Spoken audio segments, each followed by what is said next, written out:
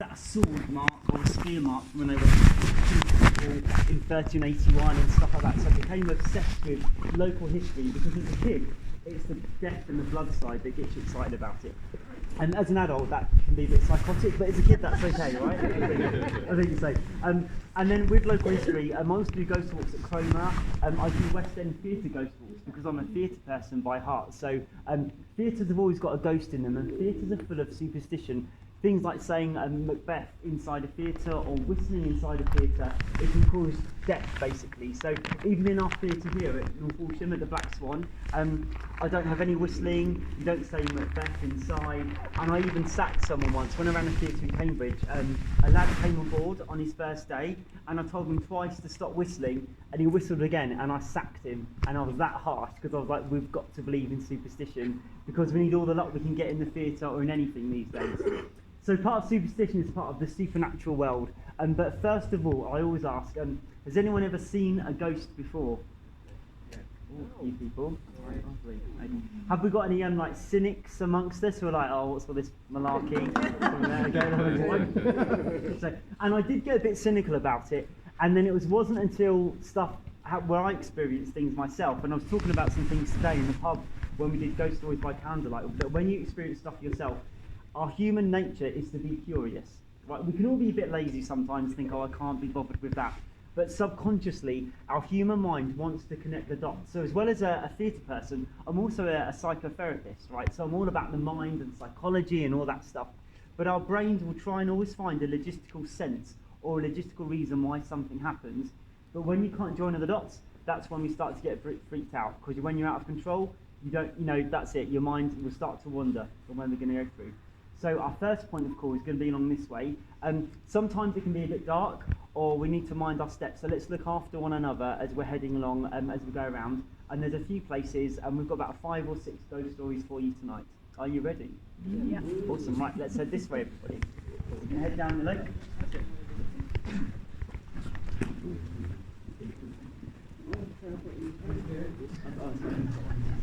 Somewhere safe. Oh, right over there. Be leading us down here. He said we're going down the loop, and then he walked up there.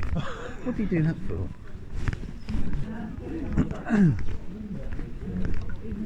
Huh?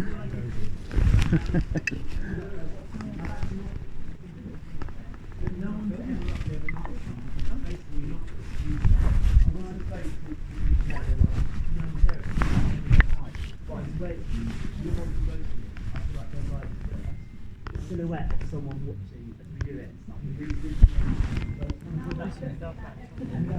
When we did the rock yeah.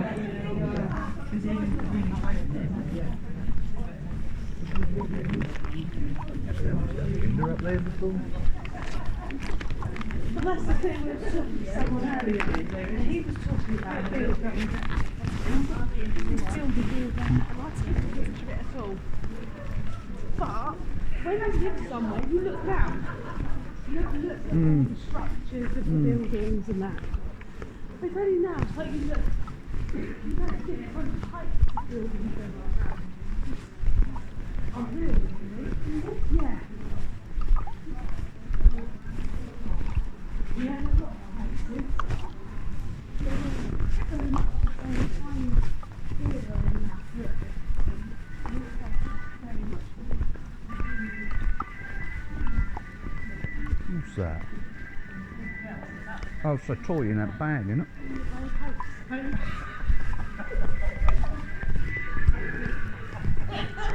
That's Tim. That's Tim's flat. He's playing bloody music, eh? Tim Smith, you remember him, don't you?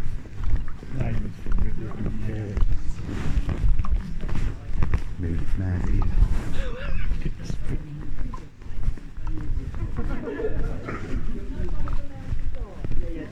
They'll be talking about your next year and stuff like that. You brought the torch for Adam. Oh, there you go. Thank you. Thank you. So we're going to end this way. So we're going to end this way, and then when we get there, we'll turn on lights. If you need to use lights going across here, don't fall down the drains. Here we go. Mind you, that would be good.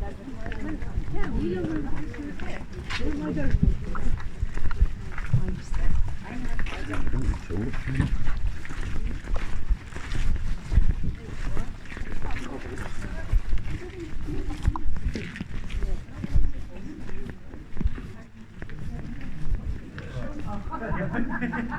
Oh yeah. It's a bit of a dip. Okay, everybody. So here we are at the back. So this is not a place you don't go to. So I used to work when I was a kid at. Do you remember the paper chain? What's now Morrison? Used to be paper chain.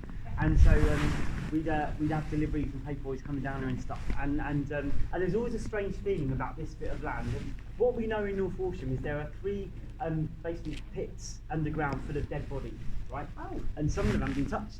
So, and what we found is when we start to look into history, you start to get names and records of things. And in North Walsham, there's a lot of weird things that happen, but we try not to say too much about it, because that's North Walsham. So, so we're all bloody everywhere, going everywhere. So, but with this ghost story, it's this is the freakiest one, and I remember hearing stuff about it. And when I started to do ghost stories, I'd go to the old people's homes, and I did like dementia projects before dementia projects was a trendy thing, which it is now. And I talk to older people in their 90s, and I talk about these ghost stories, and then they give me more and more information because they're almost in it's almost in living memory. And when you start to get stories coming from the people who were around at the time, or they were told by their mum and dad, suddenly it gets quite freaky and quite real. And what we're looking at is we're actually looking at, with this building up here, sort of the tall bit of building, so over the shop that's empty over there. There used to be a flat up there. There actually used to be a chapel for Roman Catholics here. So before the Catholic Church was built in the 20s or 30s, there was this tiny small flat up there that was used as a chapel. And you could only fit about 12 people in it at the time. And someone was actually murdered in that in that Catholic chapel, basically. But this story's not about that one. This is about next door and underneath it. And up there was a flat, and it was the Carver family. It was Mr. and Mrs. Carver. And they were a lovely couple. Everyone knew who they were, but they didn't really talk to people. And we're looking at the late 1700s at this point. And Mr. Carver would go to work every day. He was a merchant, so we'd go to Norwich, or we'd go to London, or sometimes he'd have to go abroad. Not too fancy, but that's what he did. It was quite glamorous for North Walsham. And he'd go to work, and if he went to Norwich, he'd come back by horse and carriage, all along the Norwich Road, get home here, and she would have his food ready for him. So she'd be waiting at the front window by lamplight, waiting for her husband to come home. And every day she'd have his dinner ready for him, and she'd have the brick in the stove ready to warm the bed. And she was a very good housewife. The things that if we did it today, people might wince about, but she'd get his dinner ready for him, she'd lay out his clothes every day, and she'd look after him. Now, they didn't have any children, but no one knew how old they were, but they knew he was working way beyond his working age, because back then there was no pension. Like, I won't get mine till I'm 106, so all stuff there. So yeah, I know we'll join on to that. So, up there with Mr. and Mrs. Carver, she's waiting for her husband to return home to do the usual routine that they did 5 days a week. One night, it gets a bit later, and he's not returned home. The mist is setting, it's an early October evening, and as the mist sets, she's waiting by the window. She's waiting by the window so long, she falls asleep. And she wakes up, because her face is covered in wet and condensation. She wakes up, her husband still isn't at home. So she goes about her day thinking maybe he stayed out, which was common in those days, and he'll come back the next day. That night, she waits, gets dinner ready, puts the stove in the oven, lays out his bedclothes on the bed, gets the place ready for him. He doesn't return home. The third and fourth day this happens, and she starts to get worried. On the fifth day, the local vicar, he pops by, and she opens the door, only opens it a few inches, and he's got terrible news. Her husband's body has been found, and it's just before Captain's Pond, on the Norwich Road, where his body was found mangled in some wheels of a carriage, and he died that night. She was distraught, and she did not leave the flat. She didn't leave the flat for 27 days. And we know that because the vicar actually kept records about it, saying he was trying to call by, knock on the door, and the landlord would let him in. He got the stairs, knock on her door, she didn't answer. There was no answer for ages. People would bring her food, the food would go rotten and mouldy on the doorstep before it was taken in or got rid of. And people began to get worried about her. And the young people who just got married, they were living in the flat underneath. They heard her upstairs creeping around. Every night she'd go and put the stove in the oven. Every night she'd go to the bed. And we got the idea that she was still doing that usual routine of what she did all the time, was putting the brick in the oven and getting the dinner ready, putting clothes on there. But then they heard her talking to people, and they thought maybe they've got some distant relatives who've come to like make sure she's okay. But they'd knock on the door, no answer, and knock at the door, no answer. Another like 20 or 30 or so days went by. At this point, no food has gone through that door. She has not left the flat. No fresh drinking water. So we don't quite know what was going on. Eventually, the vicar knocked and they broke into the flat. And there she was, carefully putting the brick into the oven, and on the bed was neatly laid her husband's clothes. On the table were plates and bits of food where she'd still been cooking with what rations she had around in the house. And she'd gone about this usual routine. And when she was asked, when she asked them to leave, because they were asking too many questions, the neighbours came up from downstairs and they said to her, Mrs. Carver, who have you been talking to? And she said, these people, they're here to look after me. And she gestured around the room. But there was no one around, the room was empty. And at this point they thought, she's gone a bit doolally, you know, she's old, she's gone through some grief, and they went back downstairs. The next few days they kept hearing her footsteps and kept hearing her talking to people. And she was talking to these people in the room who were looking after her and giving her advice, but they weren't quite sure who it was or who was up there because no one ever entered or left that property. After a few more days, the footsteps stopped, the voices stopped, and they went up, broke down the door, and there she was dead, laying on the bed. She was dead, maybe because she hadn't eaten, died of heartache, whatever had gone on there. Now the vicar was asked the neighbours, who was she talking to? Who were these people in the house who'd come to her and given her comfort in a time of need? And the neighbours said that Mrs. Carver, she described these people as having some like spots on their face. They were quite sweaty, that some of their teeth were missing, their eyes were red. And as she described these people coming along, the vicar wrote it all down and recorded it in there. Now if we were to look at the symptoms and the people she described, they sound like plague victims. If you think of the Black Death and the plague that came to this country to and fro all the times, with boils and spots and things around their eyes. And then if we do a bit more research, we realise this ground here where we stand, including underneath that building, is actually a plague pit. And they reckon there's about 100 or so bodies underground. And if you notice, well, where we are here, this used to be a stable where we are here, and then it's a bit of a garage and stuff. But no one's ever built here. This is prime land for something, but actually they've chosen not to build here. And also with the Routes and Wortley site over there, where they've got planning permission for houses and stuff, they have to be so careful about what they built there because of what's underneath. The ground isn't that stable. So when they do build stuff, you'll actually find the gardens here and the houses are a bit further along. But they can't really build at this point. Because the dead bodies, no, the houses sink into the crunch into the skeletons. Because what we know, where the Three Cottages restaurant was, on the corner, opposite what was the old chapel, just the corner of Hall Lane, that used to be a hospital, and that became a plague hospital back in the day. And what they did is when they were dead, they just buried them right behind the hospital here. So when we do our research about plague pits and what's around, we know we've got a plague pit here of bodies, and we know they're plague victims because they're just bodies chucked in, you know, people didn't really want to touch them and stuff like that. But when we hear about Mrs. Carver and those people, those apparitions that she saw looking after her, with the boils and the smells and the things around the eyes, you get the idea that maybe these were the people underground, those spirits that were still on site. And what people do say, and this is including the people that I went and spoke to at the cottage hospital and places like that sometimes late at night in October when the mist is setting and you look up at the window, you'll see Mrs. Carver looking out, waiting for her husband. I'm going to show you what that window is. It's going on this way. Okay. We're going on this way. And the dead bodies. A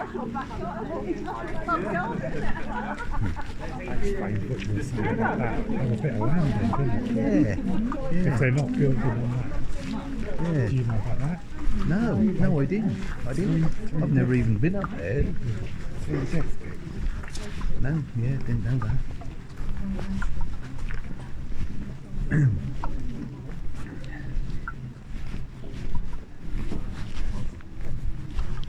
Okay, so we've got the window just next to the White Swan, the top window's there, so that's the window that she was looking out of. And it was only a ghost walk last year that I spoke to someone who lives in it. And they said, oh, that explains a few things, because literally at night time they can hear footsteps and Yes. someone muttering. Yes. Have you got the, Yes. yeah, you live just next door to it. Yes. Have you got something about the, yeah? And they said they can hear mutterings and whispers, and it's the footsteps at the same time every night. And then it was only when I did the walk, they spoke to me afterwards, and they were a bit freaked out, and they said, that explains what it is then. Every time on these I nights. thought it was the neighbours, but yeah, that explains it. Yeah, it's always footsteps. It's only really muttering, but yeah, I do hear footsteps. There you go, well there you go. Yeah, that's it, yeah. Right, so our next story is going to be, we're going to go around the corner a bit. When we think of ghosts, we think of scary things, but surely child ghosts are not scary, are they? They're children? It depends. Let's go along this way. We're going to go around through the marketplace.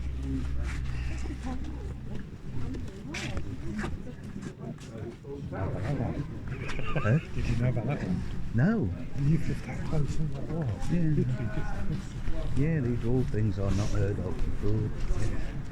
I thought you would have done something. Yeah, you would, wouldn't you? Especially like the place pit.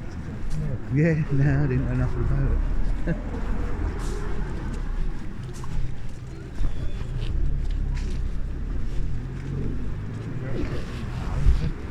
No, I'm hopefully my phone won't run out.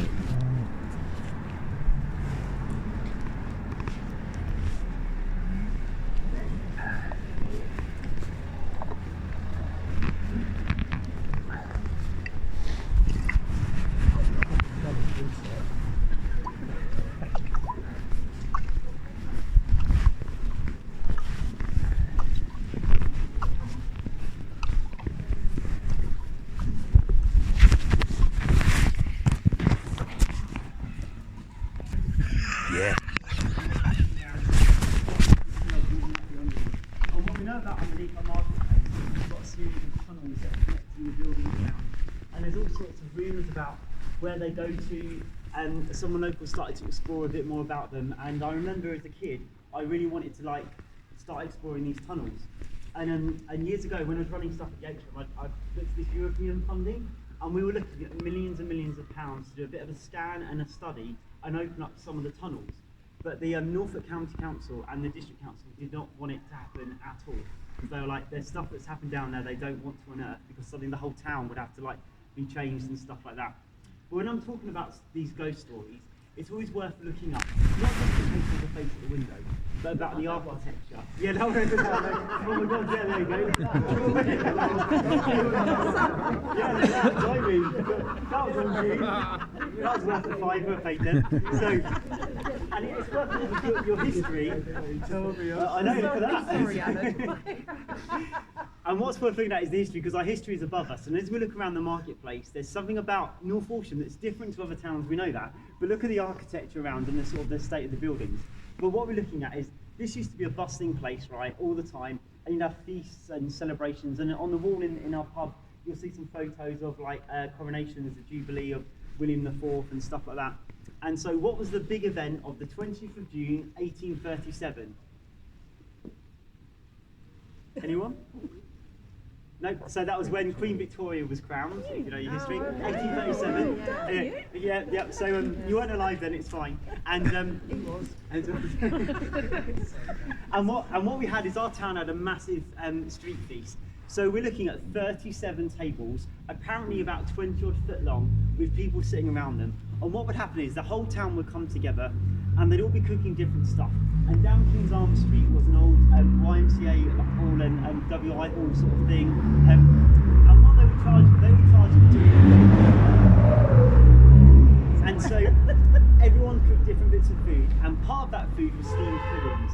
So what happened is you've got these long tables with people eating, and they just discovered China at the time. That was the fascination. So what they did is they burnt these powders that they got from China, which glowed blue and green and red fire. So it was quite whizzy and quite modern for the time for North Walsham to have these buckets of fire that actually glowed different colours. And later at night, as it got darker and darker and darker, because we're looking around midsummer at the time, the building started to glow different colours, and it looked amazing. And people wrote about this for years, going, do you remember when, on the coronation, 1837, North Walsham did this? And other towns were jealous of us back then for our marketplace stuff.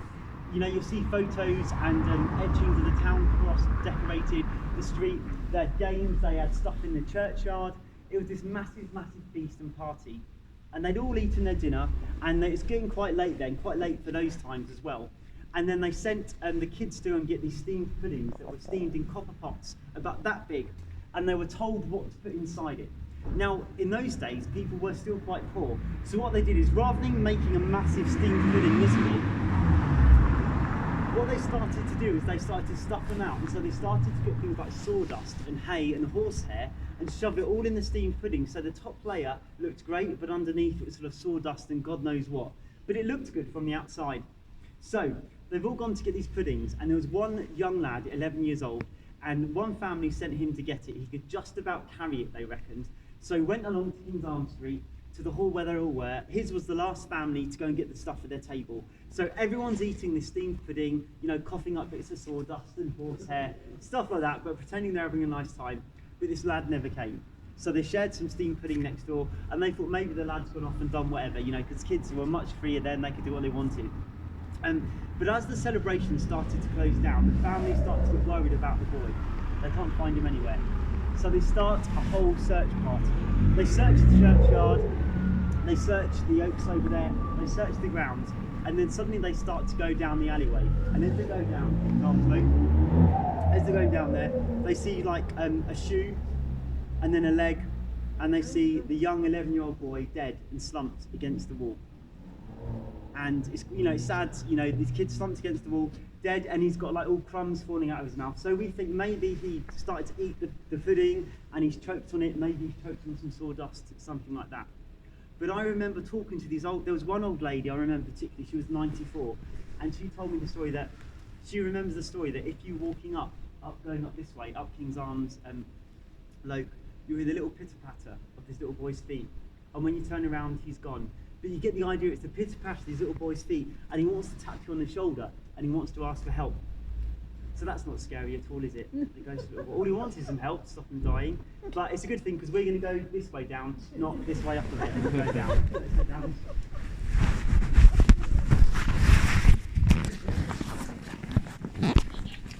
This is going down because I don't know how they do it.